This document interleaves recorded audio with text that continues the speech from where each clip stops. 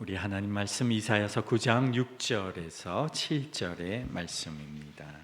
한 아기가 우리를 위해 태어났다. 우리가 한 아들을 모셨다. 그는 우리의 통치자가 될 것이다. 그의 이름은 놀라우신 좋은 자, 전능하신 하나님, 영존하시는 아버지, 평화의 왕이라고 불릴 것이다. 그의 왕권은 점점 더 커지고 나라의 평화도 끝없이 이어질 것이다. 그가 다윗의 보좌와 왕국 위에 앉아서 이제부터 영원히 공평과 정의로 그 나라를 굳게 세울 것이다. 만군의 주님의 열심히 이것을 반드시 이루실 것이다. 아멘. 아멘. 오래전에 신문 기사에 우리나라에 있는 긴 이름이 소개된 적이 있습니다.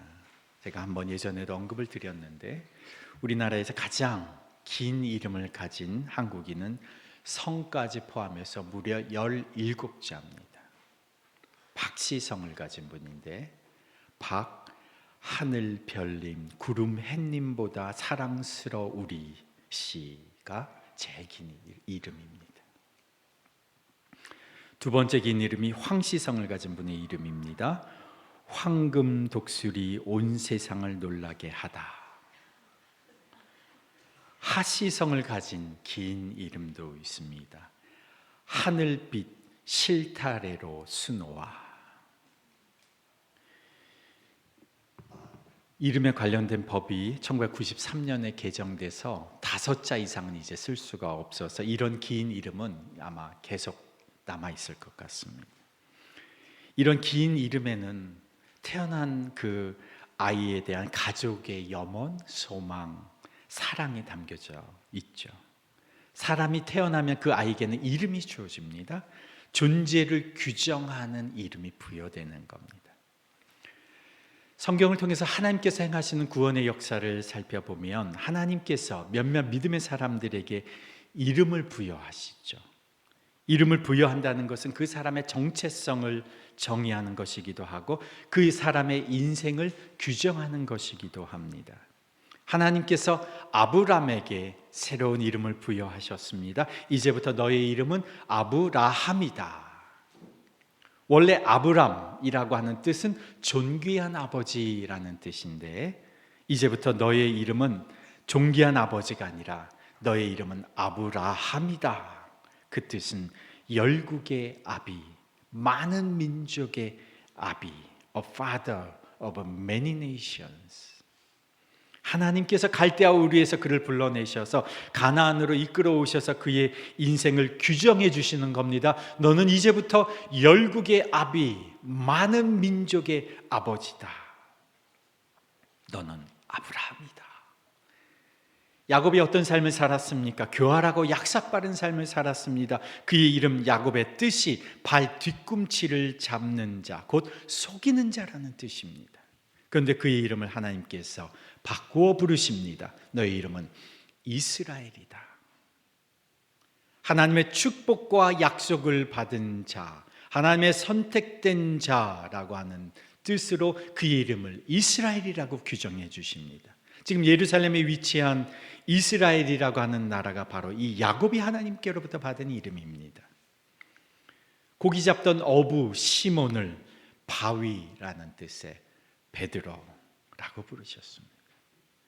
교만하고 의기양양했던 핍박하던 박해자 사울을 하나님께서 작은 겸손한 의미를 지닌 바울이라고 부르셨습니다. 이름을 부여한다는 것은 그 사람에 대한 새로운 정체성을 부여한다는 것입니다. 태어난 아기에게 이름을 부여한다는 것은 아기에게 정체성이 부여되는 겁니다. 그 이름에 부모의 사랑과 소망과 축복이 담기는 것이죠. 그런데 하나님께서 이 땅에 보내신 하나님의 아들, 우리를 구원하시기 위해서 이 땅에 보내신 하나님의 독생자, 그분의 이 땅에 태어난 그 아기의 이름이 어떻게 불려지고 그 아이의 정체성이 어떻게 규정되는지 오늘 이사야 본문이 말해주고 있습니다. 오늘 이사야 9장 6절의 말씀을 함께 다시 한번 읽어봅니다. 9장 6절입니다. 한 아기가 우리를 위해 태어났다. 우리가 한 아들을 모셨다.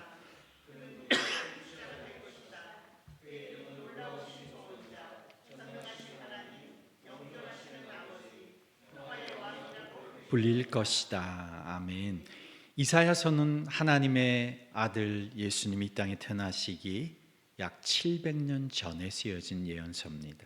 우시야 히스기야 왕 때에 활약했던 이사야 선지자가 당시 아시리아의 공격과 침략 속에서 어렵게 힘들게 살아가던 이스라엘 백성들에게 예언의 메시지를 선포합니다. 지금 너희들에게 이런 고통과 어려움이 닥쳐오는 것은 너희가 하나님께 범죄하였고 하나님 앞에서 우상 숭배하였기 때문이다. 너희가 회개하고 하나님께로 돌아와라. 그들에게 회개의 메시지를 선포했습니다. 또한 이사야는 그 와중에 희망의 메시지를 선포합니다. 그러나 아직 소망이 있다. 우리에게 희망이 있다. 그것은 우리에게 보내주시는 메시아, 우리를 구원하시기 위해서 보내주시는 구원자가 오실 것이다. 그분으로 인해서 우리에게 소망이 있다. 그분이 누굽니까? 예수 그리스도시죠. 그래서 이사야서는 구약의 복음서라고 불릴 만큼 예수 그리스도에 대한 예언이 구약에서 가장 많이 언급된 성경입니다. 그런데 그 구원자가 아기로 태어날 것이다. 이것이 오늘 본문의 시작입니다. 아기가 태어날 것이다. 고통과 흑암 가운데 살아가던 이스라엘 백성을 구원하시기 위해서 하나님이 보내시는 특별한 분, 하나님의 구원자 메시아가 오실 것인데 그가 아기로 태어날 것을 예언한 겁니다. 그러면서 그 아기의 이름을 자세히 소개하는 겁니다. 그 아기는 신기하게도 4개의 이름이 부여되어 있습니다. 첫 번째 이름이 무엇입니까? 놀라우신 조언자다. 여기서 놀라우신이라는 이 단어를 형용사로 이 히브리어를 보면 이것을 형용사로 보면 놀라우신 조언자 이렇게 보는데 이것을 명사로 보게 되면 놀라우신 분, 조언자 2개의 호칭으로도 볼 수가 있습니다. 그런데 세번역 성경은 이것을 하나의 호칭으로 보았고 영어 성경인 NIV 성경에서도 이것을 하나로 보았습니다. 놀라우신 조언자, Wonderful Counselor. 그 아기의 이름은 무엇이냐? 놀라우신 조언자이시다. 구원자로 이 땅에 오신 한 아기를 우리는 이미 알고 있습니다. 그는 정말로 놀라운 분입니다.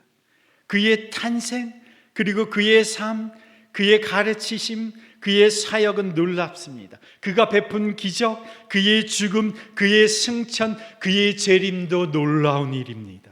그야말로 원더풀한 분이죠. 그분이 놀라운 우리의 조언자라는 겁니다. 우리의 지나온 인생을 진단해 주시고 오늘 우리의 문제가 무엇인지를 점검해 주시고 그리고 어떻게 바른 길로 구원의 길로 영생의 길로 나아갈지를 가르쳐 주시고 제안해 주시는 조언자요 상담자요 스승이요 선생이 되어 주시는 분, 그분이 바로 놀라우신 조언자, 하늘의 지혜로 놀라우신 그 지혜로 우리에게 조언해 주시는 분.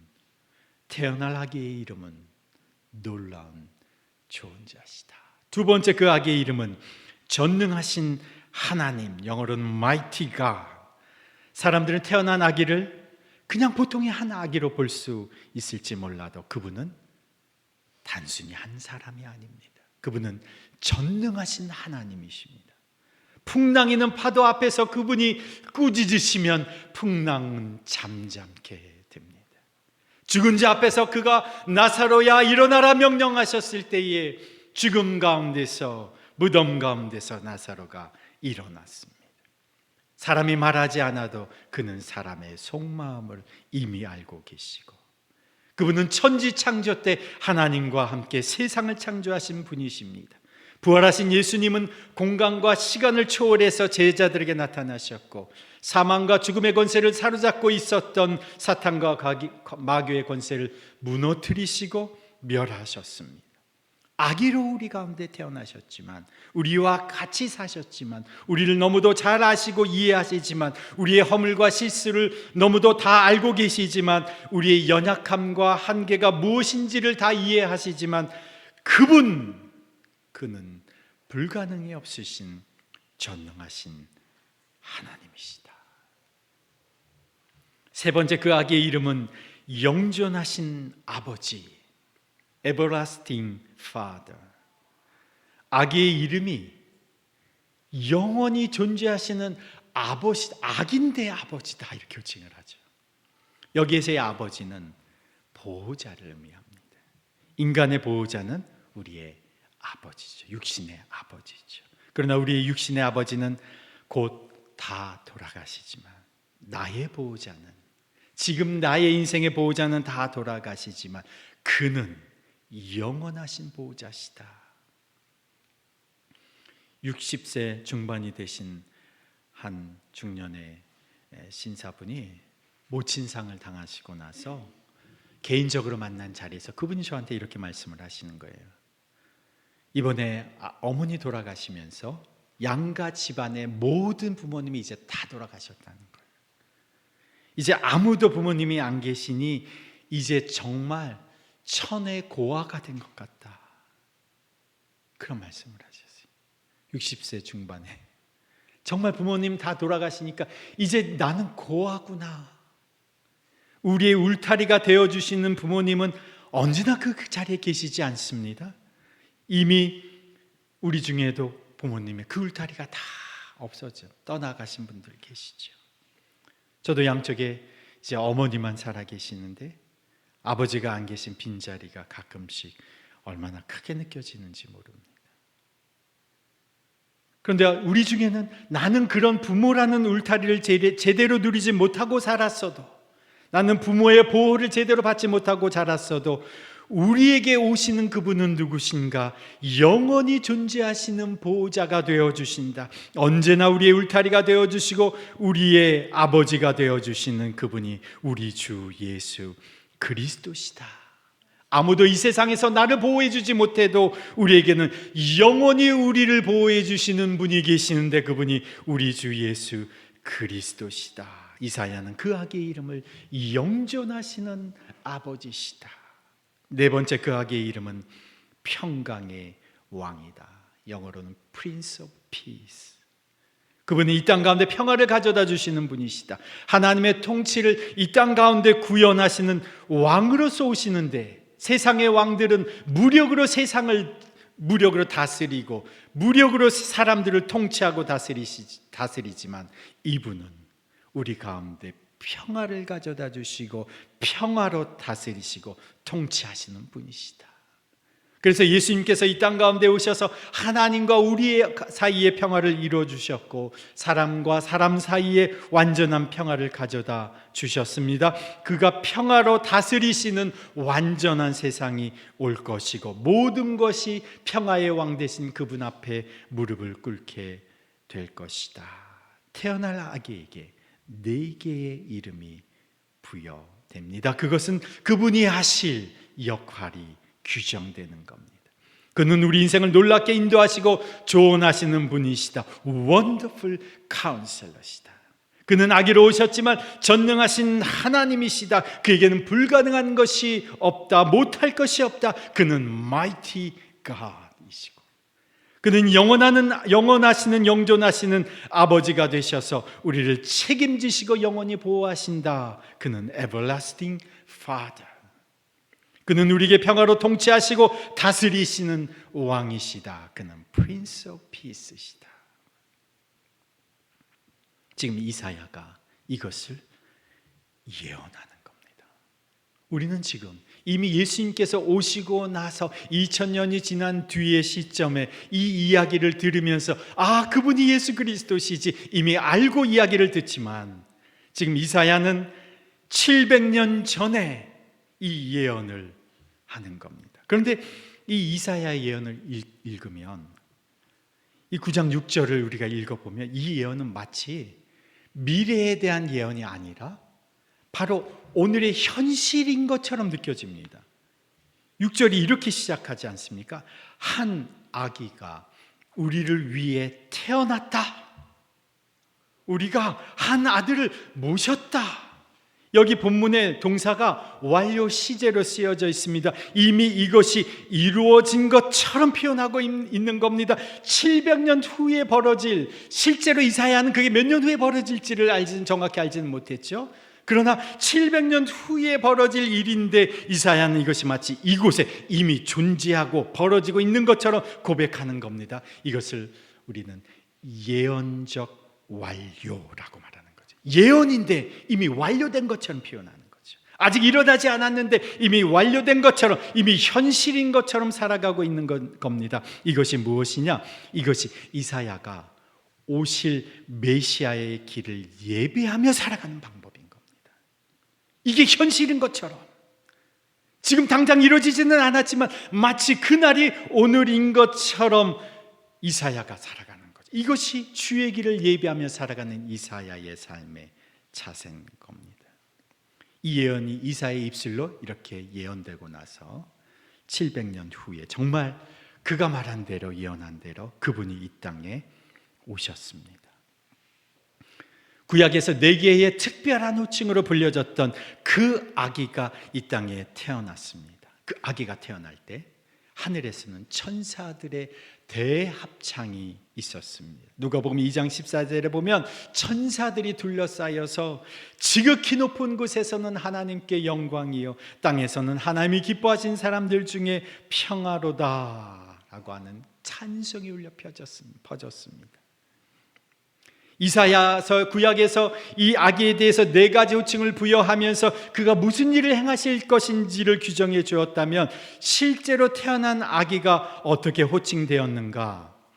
마태복음 1장 23절에 보면 보아라, 동정녀가 잉태하여 아들을 낳을 것이니 그의 이름은 임마누엘이라고 할 것이다. 임마누엘은 번역하면 하나님이 우리와 함께 계시다는 뜻이다. 아기의 이름이 뭐라고 호칭되느냐? 임마누엘이다.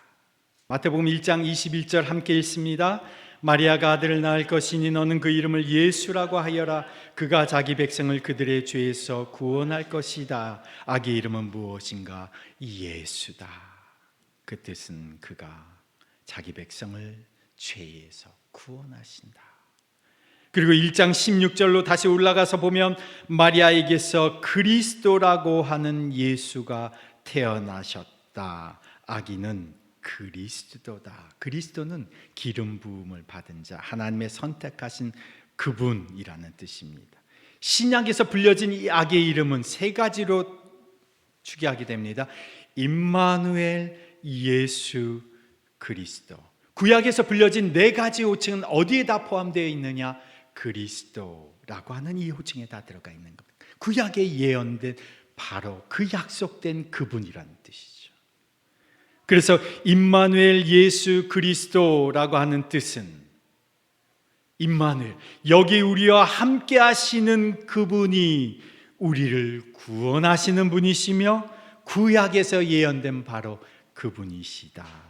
그래서 이사야에서 예언된 그분이 여기 우리와 함께 하신다, 우리를 구원하신다. 이것이 임마누엘, 예수 그리스도라는 뜻입니다. 세상에 살아가면서 우리 인간으로서는 해결할 수 없는 문제들이 있습니다.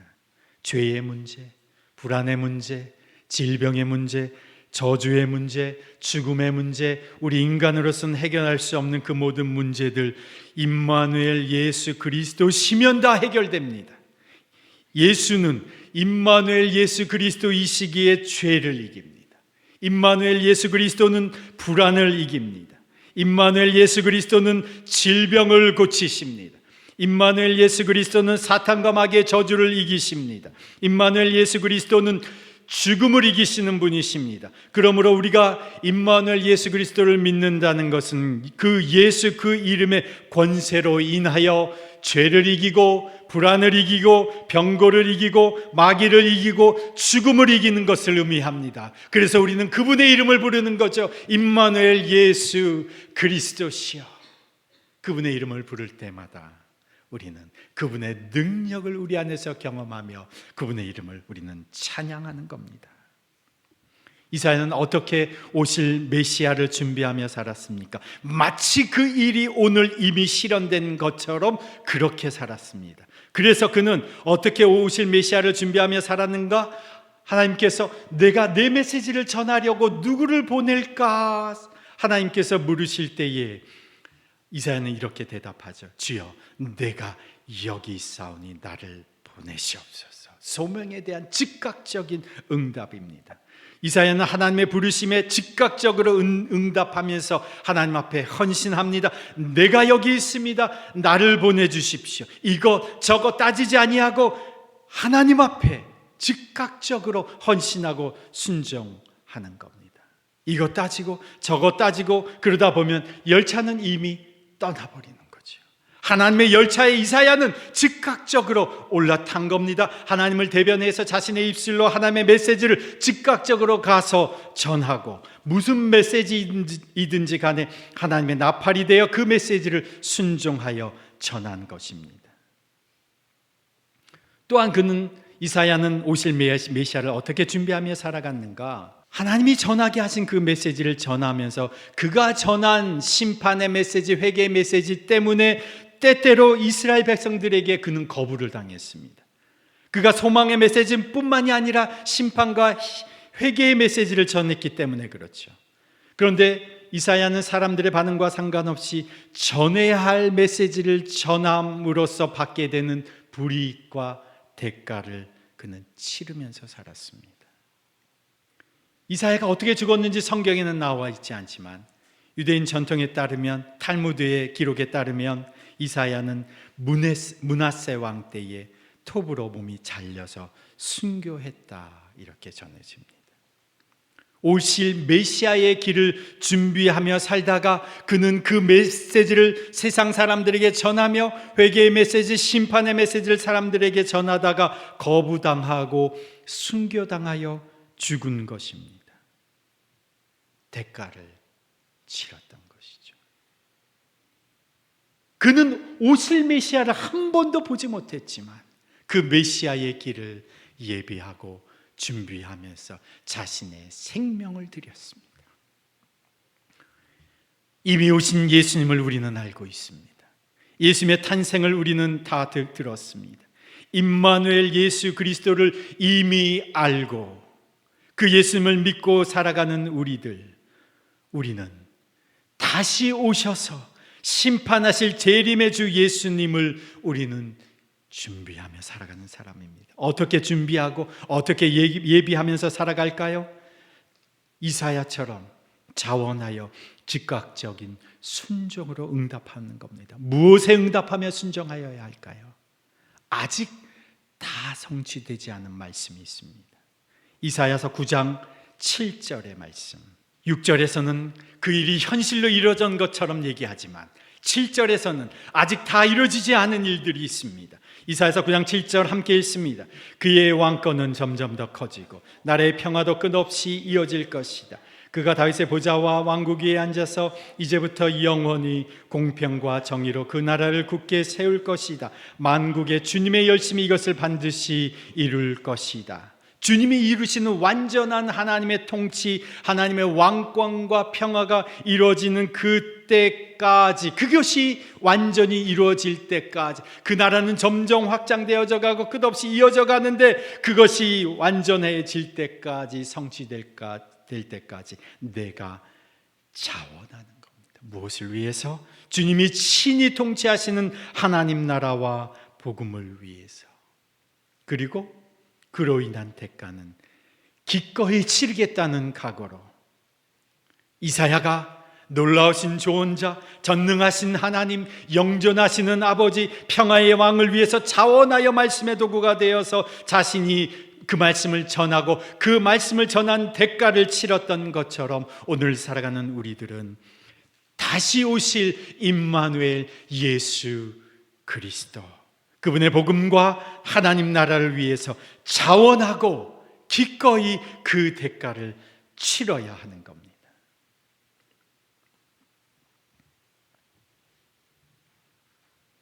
예수 그리스도를 위하여 기꺼이 대가를 치른 사람이 있습니다. 디트리히 본 회퍼. 그는 독일 명문 가문에서 태어났습니다. 아버지는 베를린 국립대학병원의 병원장이셨고 어머니는 신학자였습니다. 그는 23살에 이미 신학 박사가 되었고 교수 자격을 얻은 유망한 신진 신학자요 목회자였습니다. 24살에 그는 당시 유니온 신학교회 라인홀드 리버라는 교수의 초청을 받아서 미국으로 넘어갑니다. 그때 미국에서 나치 정권이 독일을 장악하고 이에 동조하지 않은 교회와 목사를 핍박한다는 소식을 듣습니다. 보네버가 고민을 합니다. 근데 그는 늘 무언가 중요한 결정을 할 때 말씀, 매일 우리가 하는 매일 묵상처럼 매일 말씀을 묵상하고 그 말씀을 의지해서 결정을 해왔습니다. 보네버가 아침 묵상으로 디모데후서 4장 21절을 읽는데 거기에 이런 말씀이 있습니다. 너는 겨울 전에 어서 오라.